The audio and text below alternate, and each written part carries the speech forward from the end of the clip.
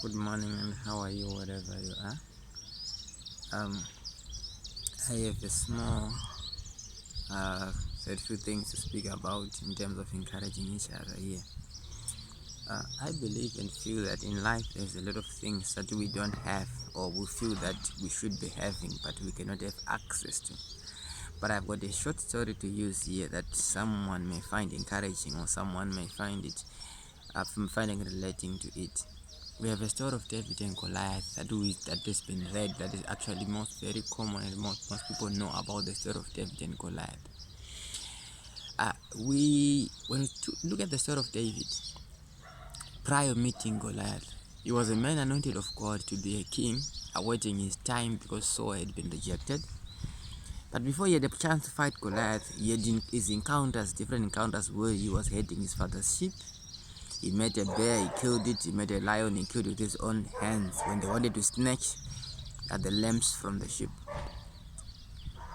But when it came a point when he was sent to see his brothers to send them food while they were there at war to fight with the Philistines, David had Goliath speaking bad things about the people of God, the Israelites. He decided to intervene and say, "Okay, who is this uncircumcised Philistine?"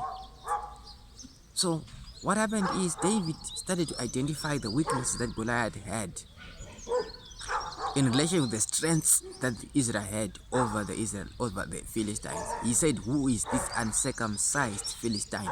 That means number one, David saw that he had an advantage over a Philistine, that David was circumcised, this one was uncircumcised. He started to identify the problems that Goliath had, which Israel had a solution to. Now, long story short, when he was given a chance to stand against Goliath, we understand that the king Saul told him that, you know what, this man you're going to fight against the champion. He's been fighting since he was a youth, so he's used to this to wars. He's been trained. David had no formal training. The only thing that he had was confidence in his God. Saul gave him a uniform, or he gave him his own uniform that he used to fight the war with. But that uniform was not, it's something that they identified that David didn't have. He was supposed to be having his own army uniform, a shield, an arrow, anything that shows that he's a soldier. But when he put it on, it could not fit. He said, "No, I cannot run, I cannot operate in borrowed robes." He left them because it was too heavy for him. He went to Goliath with his 5 stones and a sling, as if going to a dog, according to Goliath's words.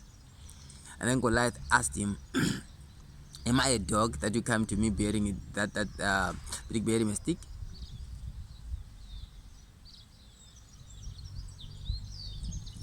And David told him that, "Today I'm going to kill you, and the birds of the air are going to feed on your flesh. They're going to feast on your flesh." Why? Because David believed and trusted in the living God. He did not look at what he did not have. He looked at what he had. All he needed was God for him to defeat Goliath. In as much as Goliath was an experienced fighter, he did not have God. He was not circumcised. Those two things gave David the courage to face Goliath and killed him, and eventually he won. You know what? In life, we're exactly like that. There is a lot of things that we don't have, that we feel that we should have for us to be taking this first step. At least I should be having a driver's license for me to buy a car.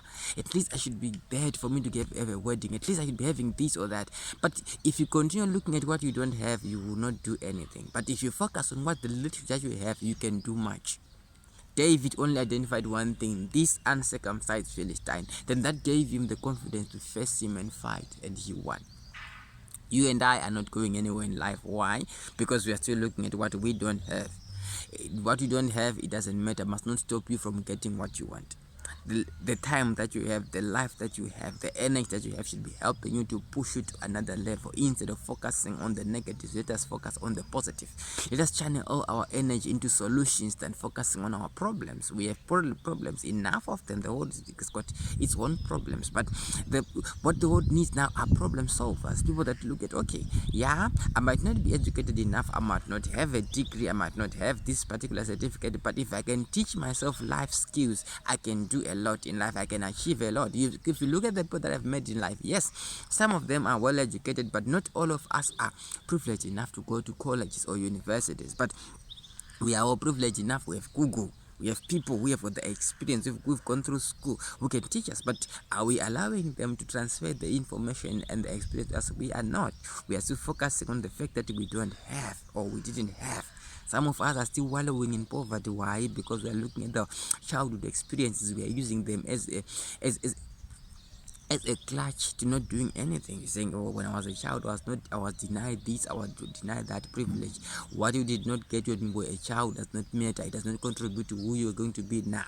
You are the father, you are the mother, sister, and a brother. You are growing. You're supposed to leave a legacy, your own legacy. We are not looking at what your parents gave or did not give to you. What are you going to give the generation that is coming after you? Let's not focus on what we don't have. Let's focus on what we have.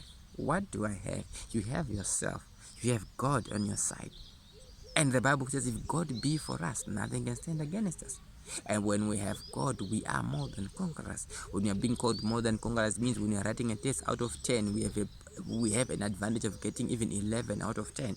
Something that is extraordinary, like a David, a small boy killing a Goliath, an extraordinary thing happening. Why? Because there is a God.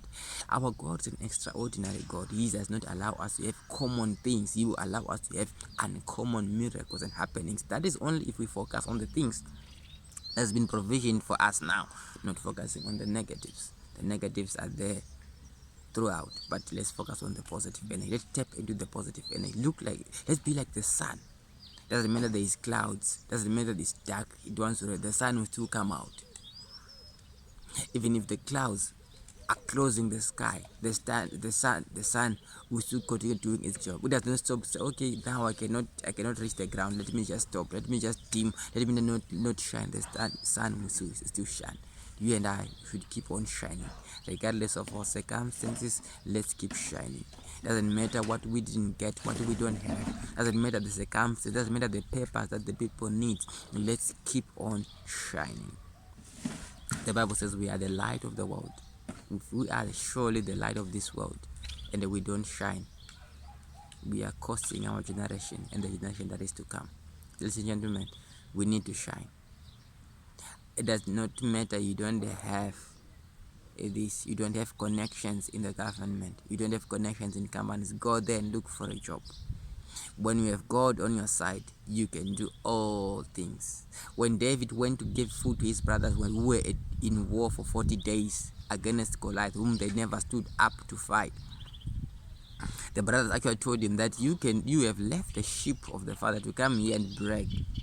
Because they were seniors, they thought they know it all. Most of us have not achieved a lot in life. Why? Because there are people who are using their seniority to bring us down. There are people who are using their positions of being senior to discourage us. But don't be discouraged, my brother. Don't be discouraged, my sister. You can do it all. You can achieve it all. You can do all things through Christ. Through Christ. Because He's the one that gives you the power and the strength. God bless you. Have a lovely day.